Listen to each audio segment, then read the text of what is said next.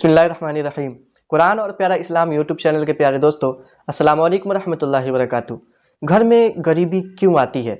घर में गरीबी आने की वजह क्या क्या है? कभी आपने जानने की कोशिश की है? आज मैं आपको बताऊंगा घर में गरीबी आने की 10 निशानियां। ये पार्ट 1 है, इंशाल्लाह पार्ट 2 भी जल्द बनाऊंगा। आपने मेरा चैनल अभी तक सब्सक्राइब नहीं किया है तो सब्सक्राइब कर ले, ताकि आने वाली सभी वीडियोस आपको वक्त पे मिलती रहे। आइए वीडियो शुरू करते हैं। घर में गरीबी आने की निशानियों में से नंबर 1 जो निशानी है, हाथ धोकर ना खाना। जी हाँ, जब आप हाथ धोकर खाना नहीं खाते तो सबसे पहले तो आप सुन्नत तर्क कर रहे हैं। और जब आप हाथ धोकर खाना नहीं खाएंगे, आप जब बीमार पड़ेंगे, आपके पैसे डॉक्टर के पास जाएंगे तो आपके घर में गरीबी आएगी।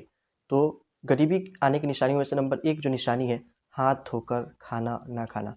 नंबर 2, बात बात पे कसम खाना। बहुत सारे लोगों की आदत होती है, कोई भी बात हुई उस पर हम कसम खा लेते हैं। आप याद रखिए, गरीबी आने की निशानियों में से जो दूसरी निशानी है, बात बात पे कसम खाना। तो आप इससे बचे और आप हमेशा सच बोले, बात बात पे कसम ना खाएं। घर में गरीबी आने की तीसरी जो निशानी है, बेजुबान जानवर को, जैसे गाय, कुत्ते या फिर और भी कोई जानवर है, उनको बिना वजह के लात मारना या फिर उनको तकलीफ देना। याद रहे, बेजुबान जानवर, गाय, कुत्ते वगैरह, इनकी बद्दुआ बहुत जल्द कबूल होती है। तो आप इन चीज़ों से बचें। बहुत सारे बच्चों की आदत होती है, आप कुत्ते, गाय वगैरह को बिना वजह के मारते हैं। इन चीज़ों से बचें। घर में गरीबी आने की निशानियों में से नंबर 3 जो निशानी है, बेजुबान जानवर को तकलीफ देना। नंबर 4, घर में गरीबी आने की जो वजह है, मकड़ी का जाला घर में होना। जी हाँ, अपने घर की आप सफाई करते रहें। घर में गरीबी आने की निशानियों में से नंबर 4 पे जो है, मकड़ी का जाला घर में होना। बहुत सारी किताबों में भी इसका जिक्र आया। तो आपके घर में अगर मकड़ी का जाला हो तो उसे ज़रूर साफ कर लिया करें। नंबर 5, बात बात पे औलाद को बद्दुआ देना। याद रहे, माँ बाप की दुआ बहुत जल्द कबूल होती है। तो बात बात पे अपने औलाद को ना बद्दुआ दे।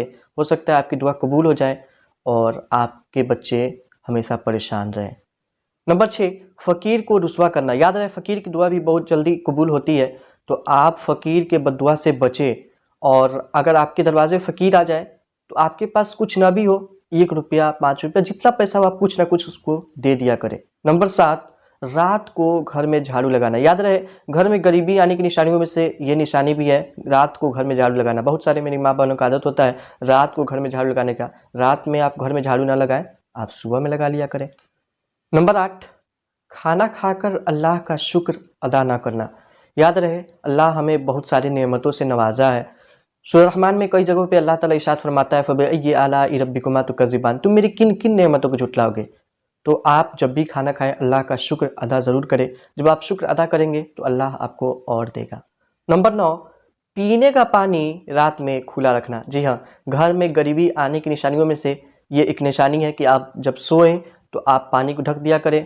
आप अगर रात में पानी को खुला रखते हैं तो इससे घर में गरीबी आती है। नंबर 10, घर में टूटे हुए कप या फिर टूटी हुई कंघी का इस्तेमाल करना। ये बहुत बड़ी निशानी है घर में गरीबी आने का। आपके घर में अगर टूटे हुए कप या फिर टूटे हुए बर्तन हो तो आप उसे इस्तेमाल ना करें, क्योंकि घर में गरीबी आने की निशानियों में से एक बड़ी निशानी है। दोस्तों, उम्मीद है कि आपको ये बातें समझ में आ गई होंगी। वीडियो आपको अच्छी लगी तो आगे शेयर जरूर कीजिएगा।